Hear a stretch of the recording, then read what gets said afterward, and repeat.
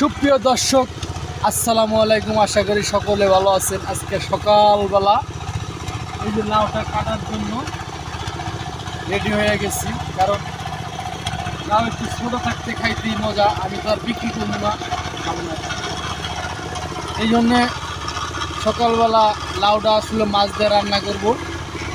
তো আসলে এই গাছটার থেকে লাউ খাওয়াটা ভাগ্যবানের একটা ব্যাপার, কারণ গাছটা মরেই গেছে। তারপরে আল্লাহ যেভাবে হোক গাছটা দিচ্ছে। তো আসলে সকলের জন্য ভালোবাসা রইল, সকলে চিন্তা করবেন গাছ বুইনা খাওয়ার জন্য। বাজার থেকে আর কতই কিনা খাওয়া যায়। তো অবশেষে আলহামদুলিল্লাহ লাউটা কাইটা ফলাইলাম। এই দেখেন, একদম পিওর জিনিস, এখানে কোনো ভেজাল হবে না।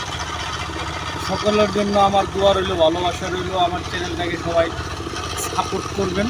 আমার ইউটিউব চ্যানেল আছে। তো আসলে সকলে ভালো থাকবেন। আসসালামু আলাইকুম ওয়া রাহমাতুল্লাহ।